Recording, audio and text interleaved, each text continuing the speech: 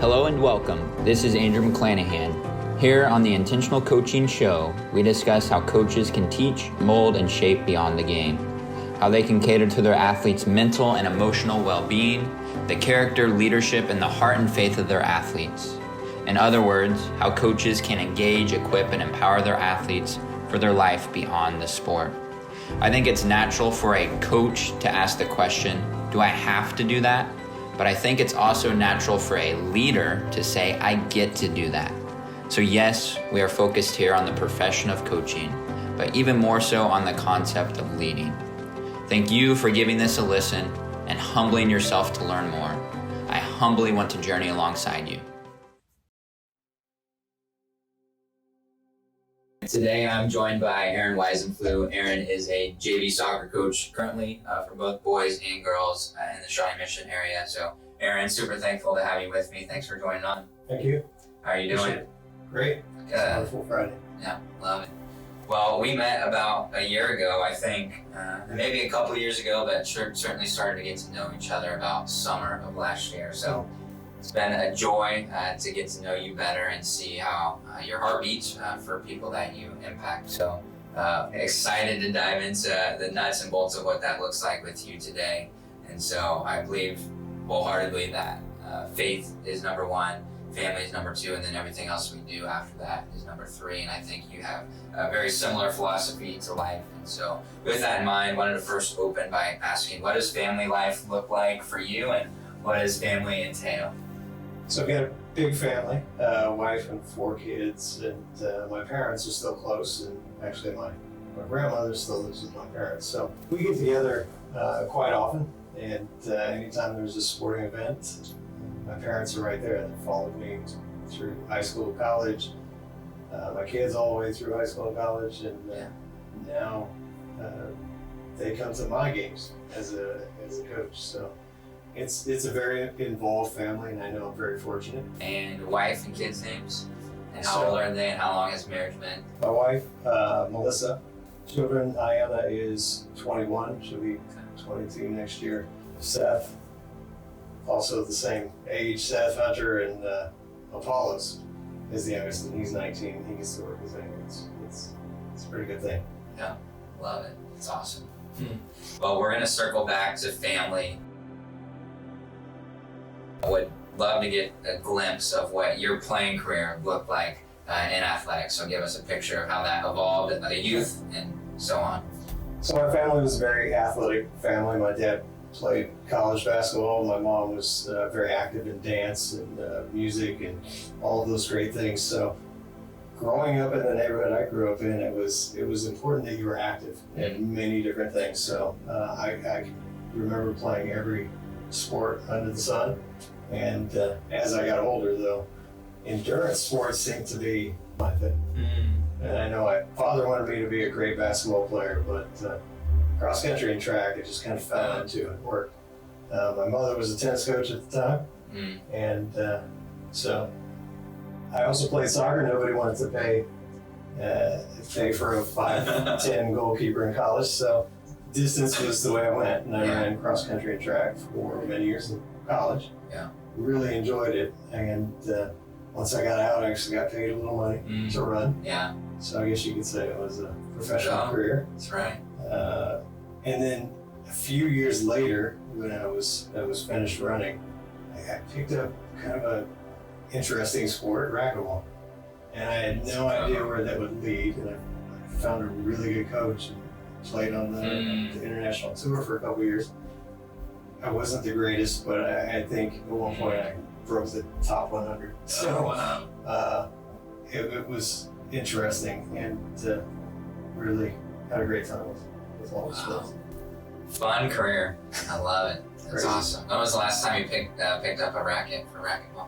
You know, after I took about 15 years off, I had a pretty bad shoulder injury, but then through God's grace and the miracle of science, they repaired it, and I picked up a racket, and at least until COVID, I was hitting the ball every day. It was just something where I could meditate and do my own thing. And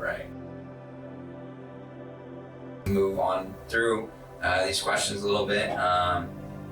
wanted to ask you, we talked about faith, and so briefly touch on that. I think the Bible is the inspired word of God. It's useful for teaching, rebuking, correcting, and training in righteousness, so that the man of God may be thoroughly equipped for every good work. So with that in mind, it's our sword. It's how we go about our day to day. And so I'm always curious, people who have a relationship with God, like when you open this, what's something that speaks to you? What's a favorite verse of yours? So do you have a favorite Bible verse or something that jumps out to mind? And this all comes from the issues, the difficulties, the injuries I had in college. I grew up in a very faithful family. We were attending church every Sunday and went through confirmation. Lots of opportunities, choir, those sorts of things that really helped to form that basis. And my senior year in high school, I really buckled down and worked on my faith. And it's strange how it worked out. Maybe not strange, but that was really my best year as an athlete and really just a human being. I got injured my first year in college. Sorry, long story. But I struggled to come back, and I had a coach that was just an amazing man who got me reconnected with God. And I would memorize these Bible verses, and it would carry me through a race, a cross-country track. On the track, it gets a little boring. You're running, I was 12 and a half laps for the 5,000 meters. And so I would memorize these verses. And whenever that pain or the wall would hit, I'd start reciting it. Yeah. Hopefully I don't screw it up too bad. But the one that I've carried with me is, they that wait upon the Lord shall renew their strength, and shall mount up with wings as eagles, and run and not be weary, and walk and not faint. Isaiah 4. Yeah. And I got that from actually a distance runner who was very good here. His name is Mark Kerb. I don't know if he's still running, but met him on one of those distance events. It might have been a Hospital Hill race, but that really got me through some hard times. Wow. Still remember it to the day. Yeah. King James Version. Yeah, absolutely. What a cool story. That's awesome about your coach. That's awesome. You were playing your sport and at the same time, had the word written on your heart. Wow, how practical, and you still remember it obviously absolutely. Today, and it's still very practical and useful. I was just in that passage the other day, actually. So that rings a bell. I love it. Well, you've impacted so many people in the community with your different career paths, the different hats you've worn with your family, things like that. And so as I think about leadership, I truly have heard and experienced firsthand that if you want to give away, you first have to obviously have something to give. So how are we leading ourselves is the topic at hand. And so wanted to kind of just dive into what that looks like for you and open by just asking, what's your why for why you go about your day-to-day, for what you try to impact, what drives you? I think there are a couple of things that really, going through that series we went through. Part of it stems from the difficulties and poor decisions I made in my life. And the grace of God is the most beautiful thing, redemption and forgiveness. And so I think part of the why is to help young people and those I work with that there is grace and there's a path forward, there's forgiveness. And all too often in society right now, it's about justice rather than forgiveness. And I think especially young people forget that you are forgiven. And then the second why comes from all those individuals that came into my life at the right time, that forgave and gave me a chance and really never gave up. Yeah. And my dad says it the best. He's like, I wanted to pay him back, and I want to do all these things to help you and pay. He says, no. Give it to the next generation. Take care of your kids. Oh my goodness. Lead. Right. And that drives me. Wow. It's a commitment that I've made that I will keep until the day I go on. Wow. Love it. So it's a good thing to be passed on. It's fantastic. Recently we were in a group that formulated transformational purpose statements, so our transcendent reason for why we coach. So ultimately every coach wants to impact the X and O's. We know that. That's a given. We aim to win as many games as we can. We aim to win the state titles whenever possible. We're always pursuing those. But beyond that, like, what are we doing to impact the heart behind the jersey? Absolutely. And I know your purpose statement is new. I would have memorized that. Do you remember any of the key bullets as to your transcendent reason for why you coach? It is to lead by example and the words I use to show the grace of God and through faith in Jesus Christ. Wow, it's really good. That's pretty close. That was. That's right. Wow, good work. And I mean, that's what you said. That's what drives you. And ultimately, the purpose statement is just like an organization has a mission statement. Like your one-liner that has action-packed words that means so much to you that you can quickly draw on, and it's sticky, so that way it's applicable on a daily, moment-by-moment basis. So, well said. Thanks for sharing that. Let's go. Is it stuff?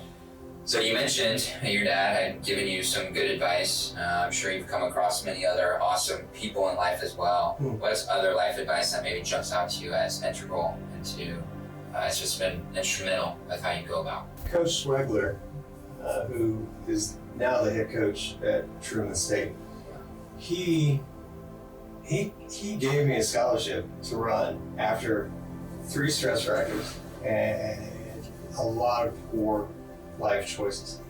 Never seen me run. And I went to Highland Community College for a couple of years where he was at. And he said this that will always stay with you. Yeah. You make time for what's important. It is true to this day. And part of it is establishing that habit that every day you get up, every day you breathe, you're going to run. That's who you are. But it's also about faith. Every day you get up in the morning, you pray. Every day you're into the book. Yeah. You're reinforcing those things that are the most important. Wow. And then, of course, he told us to brush our teeth. Absolutely.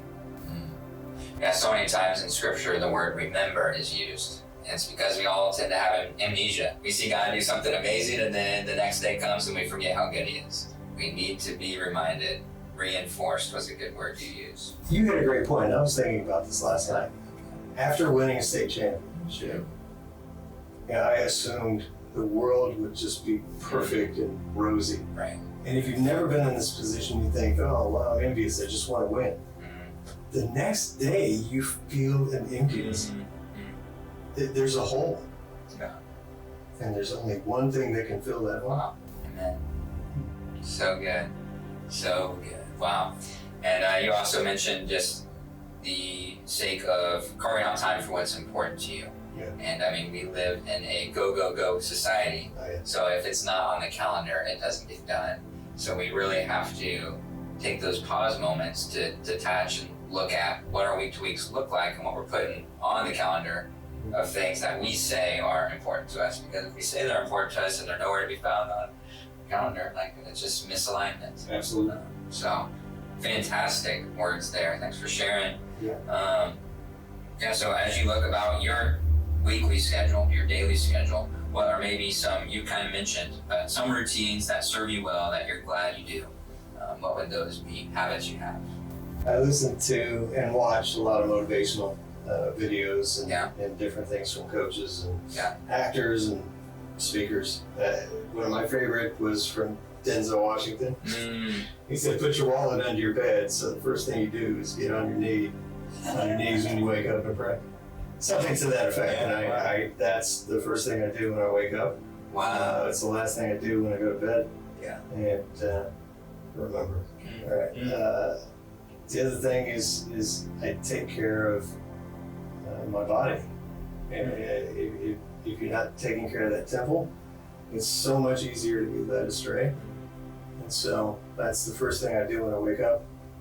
It's a little bit different at my age, but wake up, exercise. I want the kids to have a very positive role model, physically as well as spiritually and mentally. So I mean, God has designed us as holistic beings. Absolutely. And so when we sharpen one area, naturally it will overflow into the others. But it's amazing too how much being physically fit takes care of so much. Yeah. So I love that you pointed that out.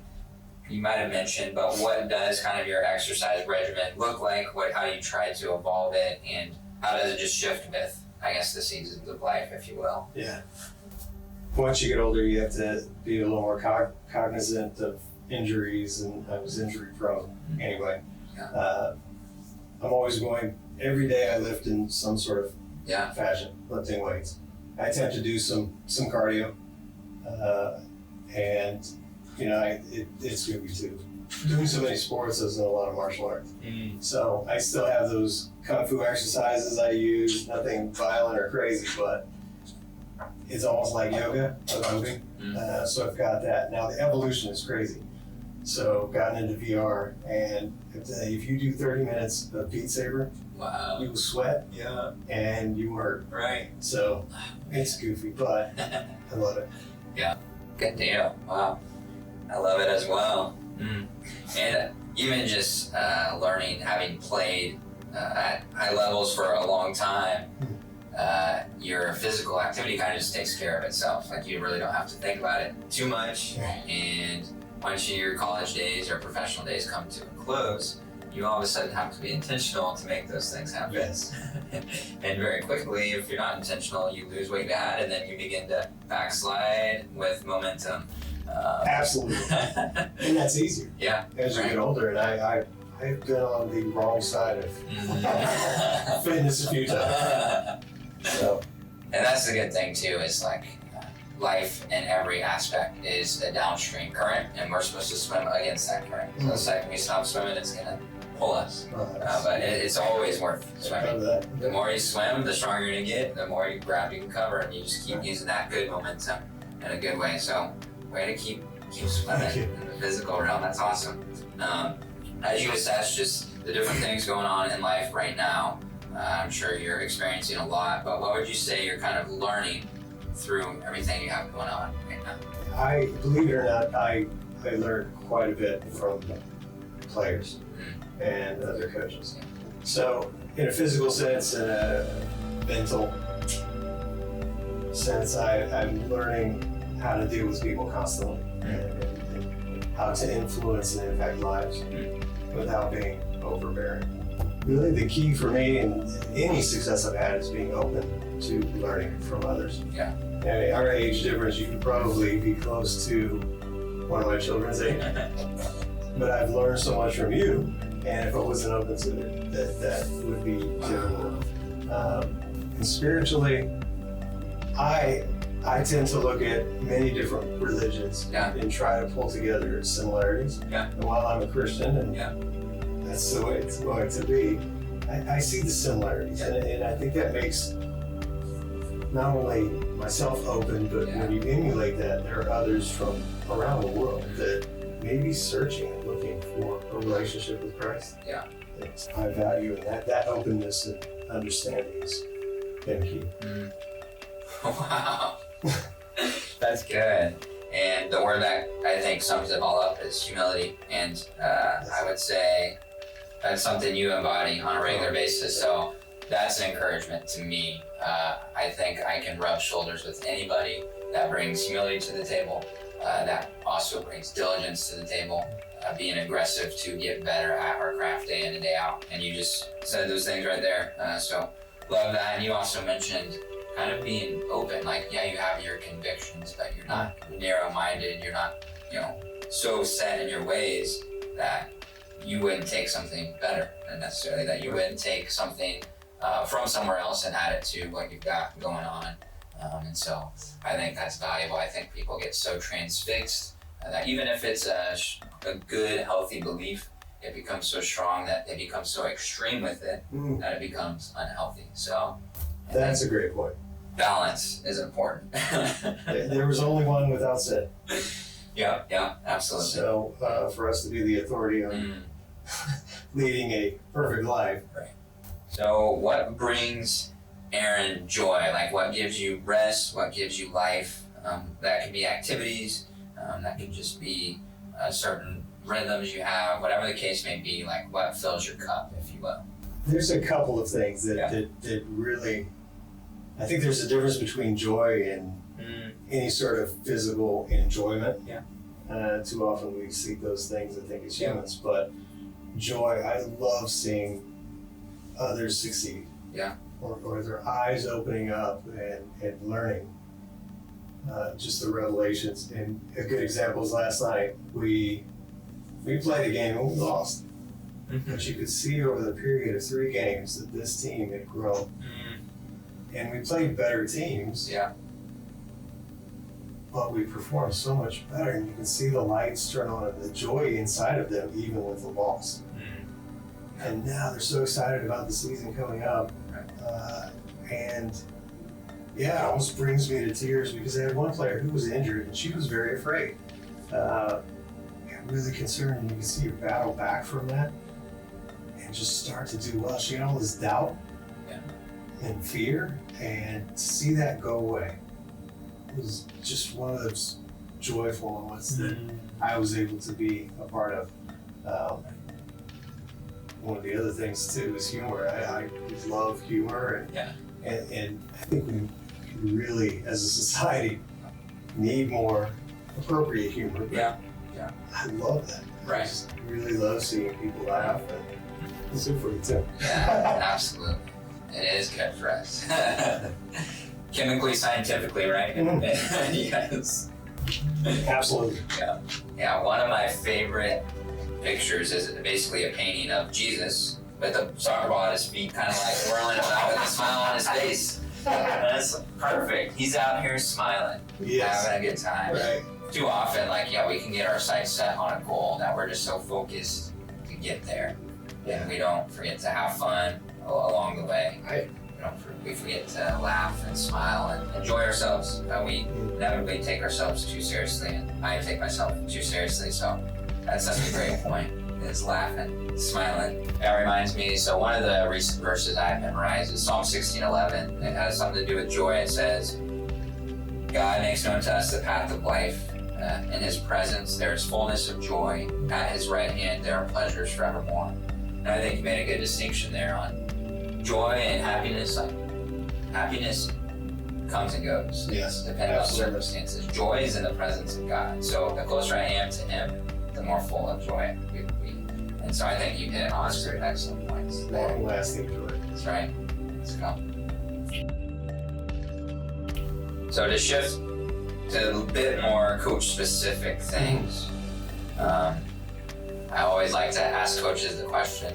Okay, so we're in the Kansas City metro area. Yeah. So if you had an opportunity to have all these coaches from the KC area in front of you, and you had the bullhorn, and you're the one who had an opportunity to speak, and what's the piece of advice that you would want to impart to all those in the crowd? What's the number one coaching advice that you would give? Priorities. I tell athletes, coaches, those things that I think you talked about in the very beginning. Faith, family, education. Then your sport. Right. And everything else. And as long as you keep those priorities in place, you've got a good chance of success. And sometimes it hurts. You lose a great player because they've got to go to a church function, or a family issue arises. But that's more like joy and long lasting. You'll have athletes that will succeed in life. And I hate to say it's number 2, but I was asked in an interview a couple of years ago, long story there, but they asked me a similar question. And it comes down to caring. Care about your athletes. It sounds so simplistic and ridiculous, but authentic, true caring about the people you work with will carry you farther than any tactics or knowledge. If you show that you care about those players and your coaching staff, there's nothing you can't do. That's my greatest point. I see too often they care about, they focus on and care about the results, not the athlete. And I've had both coaches, and I can tell you that's why I coached Swagler. You could tell he cared about every single one of us. Wow. I think about that quote that says, people forget will forget like what you did and what you said, but they'll never forget how you made them feel. And That's it. Exactly. you just knew your coach cared for you. It's this palpable thing. It's this feeling that you get, and he gave it to you, and that's what you try to give to others. Wow. That's good. Yeah, I am with you on the priorities, and the thing is, going back to that current pulling us downstream, is there's a million distractions in this world of a million good things, but those good things aren't the best things. All of us have specific best things that will cater to how God has designed our skill sets and our passions and the deep desires that He placed inside of us. So Hebrews 12:11, this would be my favorite Bible verse. So it says, no discipline seems pleasant at the time, but painful. You kind of alluded to sometimes priorities are gonna hurt. Or, there's gonna be a cost, there's gonna be a sacrifice. So it says, but painful. Later on, however, it produces a harvest of righteousness and peace for those who have been trained by it. And we're trained by discipline. That becomes our habit, and often bears fruit. And once again, we can't control the outcomes, but we can position ourselves well. So the more we choose our deepest desire and choose to act in alignment with that, as opposed to giving in to every strong desire that comes our way, we're going to be good, positioned well. So I'm glad you brought up priorities there. Yeah. This would be kind of in a week to week across the span of a season. What would be some things you try to do activity-wise with your teams to create culture to impact them both personally, long-lasting, but ultimately help on the field as well? So what would be maybe 1 to 3 activities that you try to do with your players? We would have a camp at the beginning of the season. So 4 days together, and as they were seniors in high school, we got to stay at the university for 4 days, 3 days overnight, or 3 nights. And the activities there just wrapped up everything that I try to do in the season. We watch a couple movies together. Usually it's one about the women's national team, soccer team that broke through, and that great team with Mia Hamm and Coach DeChico. The players love that. The girls love seeing the success. Another tradition that I do at least once a year with those teams that I get more time with is something I learned from Phil Jackson. He gives everybody a book at the beginning of the season. That's not cheap, but and I guarantee you 70% of them don't read the book. But those that do, they take that wisdom and they apply it in their life. We celebrate our successes with ice cream. Let's go. I'm so addicted to ice cream and gummy bears. I don't have it at the end of practice, and kids lose their mind. I don't care what age they are. Yeah. Ice cream. Right. Bomb pop. Yeah. We call it just Goofy Day, or on some of the holidays where you dress up. I have to. Goofy days are usually before a tournament or something really big, right? Just so they get it off their minds. The kids dress in the goofiest thing they can wear. And we have a really light practice, take pictures, usually have ice cream. Talking about take yourself seriously. I have kids wearing the weirdest stuff. And I wore a Wookiee thing one year, and they got a horrible picture of me, and you can find it. It is horrible. So, those are some of the things. Okay. Oh my goodness. Well, thankfully, I'm not a good editor, but you mentioned you're good at editing, so maybe you'll pop up the Wookiee picture on the screen. There we go. Oh, it's horrible. It's horrible. Take yourself. Right. Don't take yourself too seriously. I'm more than happy to put that up there. That's awesome. It's goofy. That is so cool. I love it. Very practical things. That's why I love asking that question, and they're different amongst every team, right? So those are applicable to any team still. So thank you for sharing there. Really, really good stuff. So as far as coaching goes, what would be some of the things you struggle with inside of coaching? And maybe that's evolved over the years, but what would be some common challenges you've personally sensed and felt yourself with coaching? Well, this week has been one of those. We lost several games, so I go home, I don't sleep well, and I coach JV. It's not that we have to win. My number one goal is to develop these kids so they can move to the next level and to train them for life.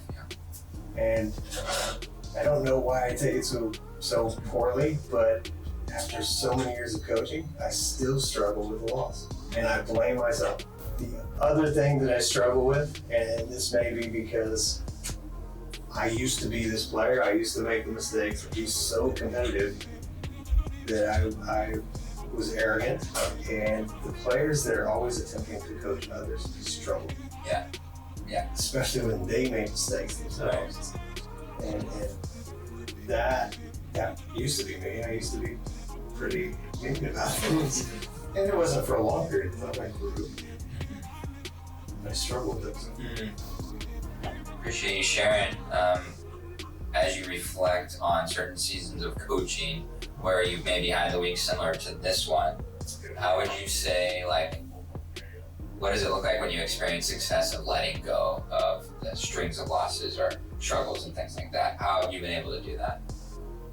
This is one of the things that I feel fortunate about. I somehow had the ability to take teams that are losing and get them turned around, whether it's coming into a program or during the season. Yeah. And I found it's this strange thing inside of you. And I didn't really understand what it was, but I think you just hit on it. You have to let God speak through you. You have to let go. And in that moment, when you're feeling that anger and you just want to raise your voice, you let go, and it's like turning half a dial. And you raise your voice in praise. And you find those great things that your players or your athletes are doing, and they see that. Right.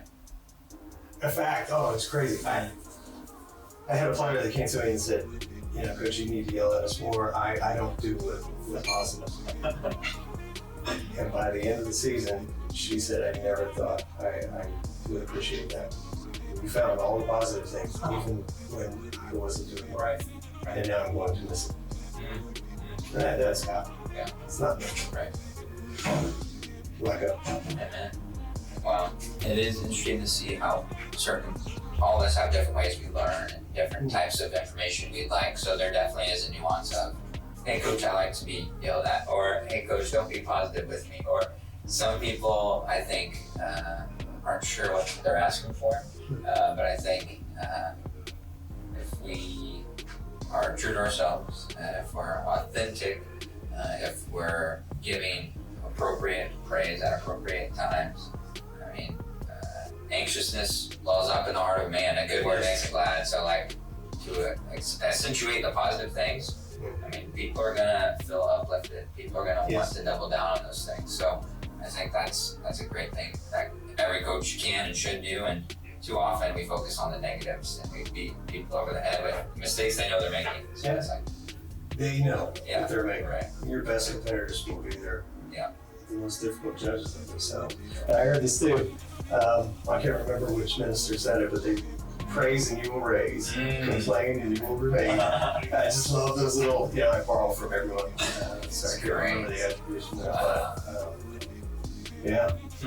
So we kind of talked about some of your daily habits that serve you well, just in life generally.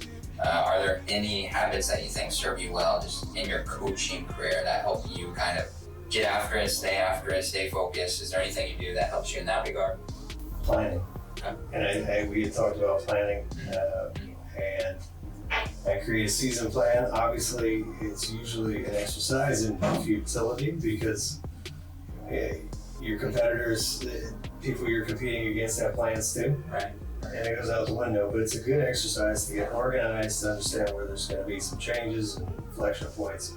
And it gets you thinking about all of the areas of coaching that may have changed or, in your athletes. So season plan, then we do a weekly, and then I do a daily plan. It breaks down. Sometimes it's just writing on a pad of paper. But I really feel anxious if I go into a practice and have no idea what we're going to work on. Right. Yeah. It's a good word. People without a vision perish, right? Yes, so if we don't have something we're aiming towards, then we're going to fall away. And then ultimately too, like man plans his ways, but the Lord directs his steps. So like you said, it's good to have a plan, but to be open-handed knowing that unforeseen things will take place and we need to adjust, adapt to the situation.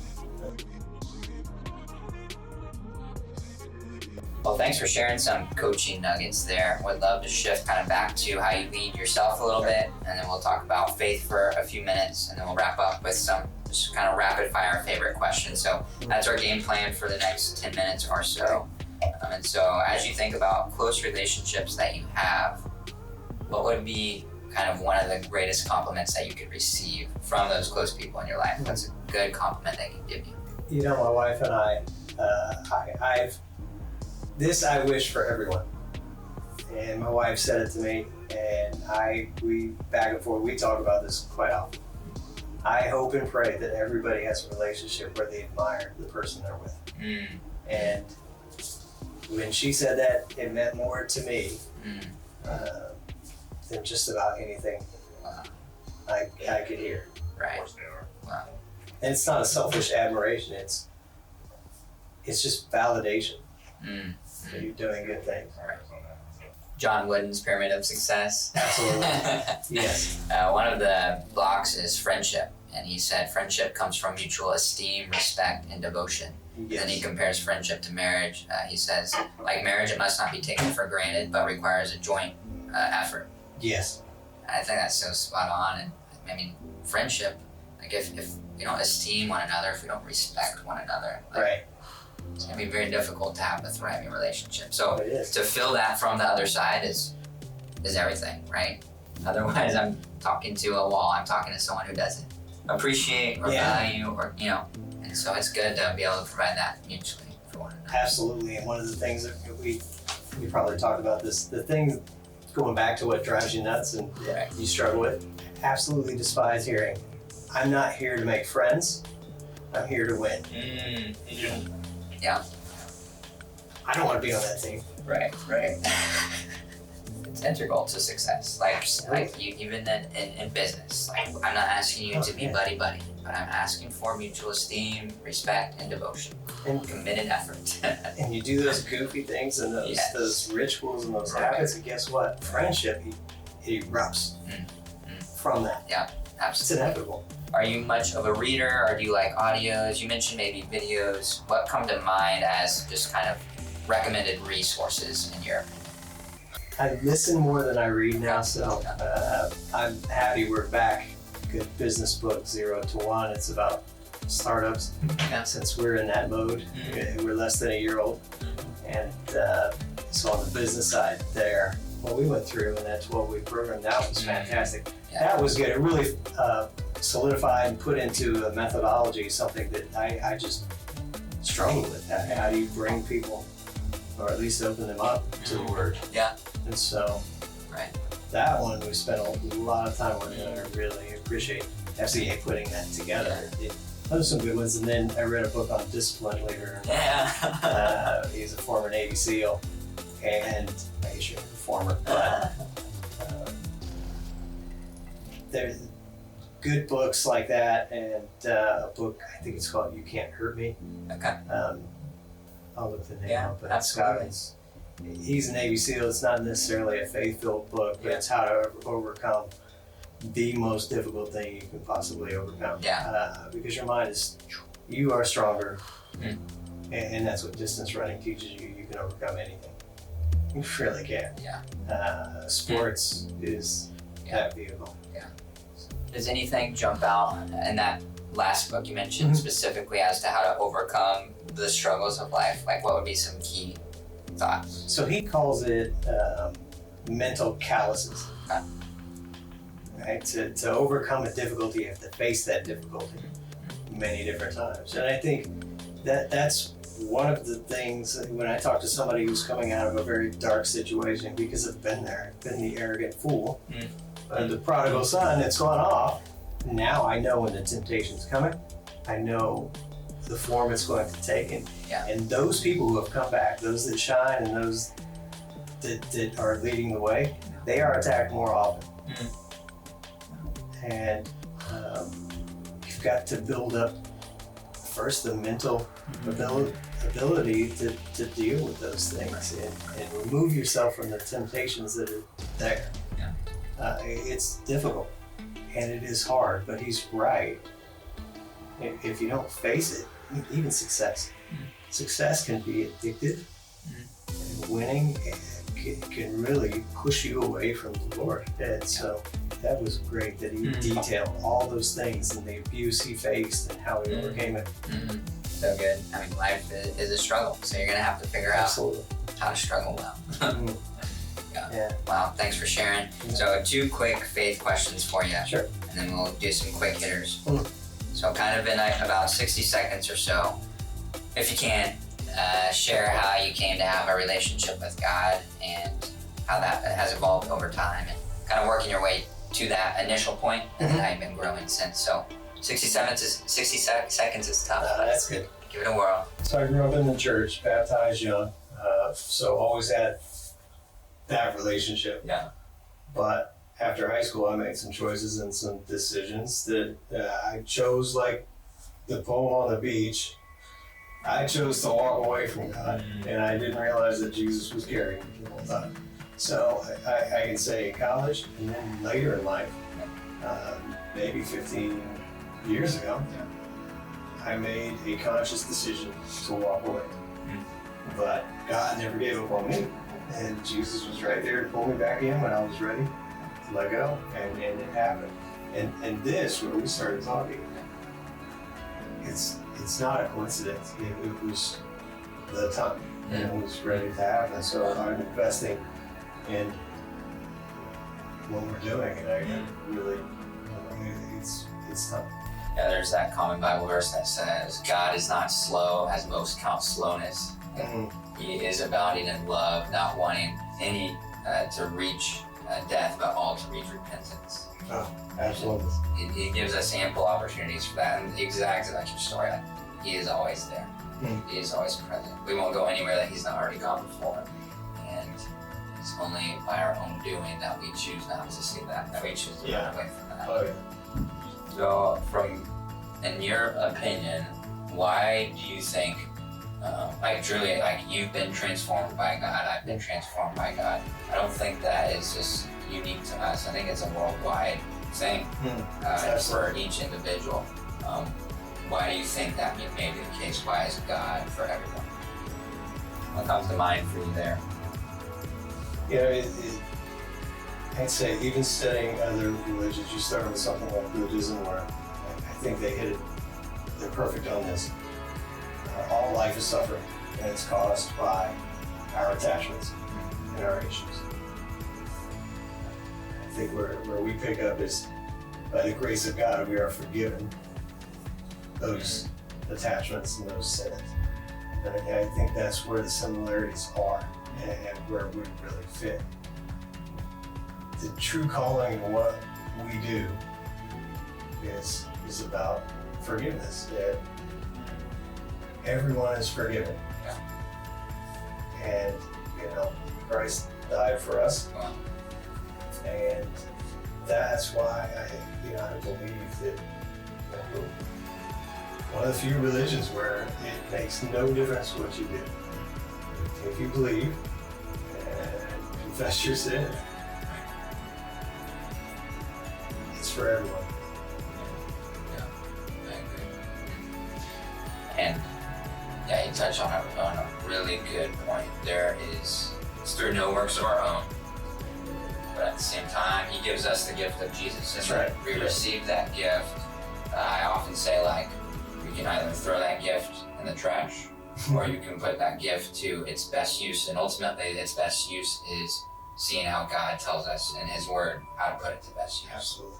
And regardless, even if I threw the gift in the trash, it doesn't change the fact that I did receive it. Yeah. So going back to, I didn't have to do anything to earn it. And we get to work from victory, not for victory. Right. So a shift, a nuance, and it doesn't mean that we're not without responsibility or without action. It just means that, the word you've used a lot, grace. We get to have action inside of grace. Absolutely. Thank you for sharing just some faith pieces there. So just have a few quick hitters, kind of just one word responses or so. So some of your favorites. So as you think through favorite professional athlete, who comes to mind? I think Pele. He brought the beauty of of the game to the U.S. Yeah. Oh, so good. Yeah. And yeah. How about, do you have a favorite professional coach? Oh no, there are so many good ones. Dick Hauser for the Kansas City Royals was great. Okay. If it were soccer, it'd be Pep Guardiola. He's amazing. Right. Phil Jackson was one of a kind, and of course John Wooden. Yeah, great. Absolutely. Loved him. Good stuff. How about favorite local Kansas City restaurants? There are two places that I absolutely love, and my wife and I will go to them every time. Jack Stack, Fiorella's, that's amazing. And then there's a place, or you'd say a joint just up the road on Broadway, the Majestic. Okay. And they've got jazz in the basement. It's kind of like an old speakeasy, but the food is perfect and the atmosphere is great. Love jazz. Yeah, good deal. I hadn't heard of that spot. Check it out. And finally, favorite beverage of choice as you go about your coaching day to day from place to place. What would be a go-to? I hate to say it because I drink too much soda, but Diet Dr. Pepper. She's. Well, thank you so much for taking the time. It was a lot of fun. Always appreciate talking. Some great nuggets here. Thank you. Thank you.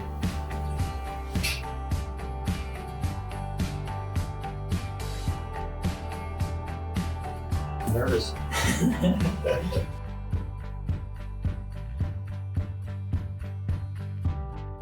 We celebrate our successes with ice cream.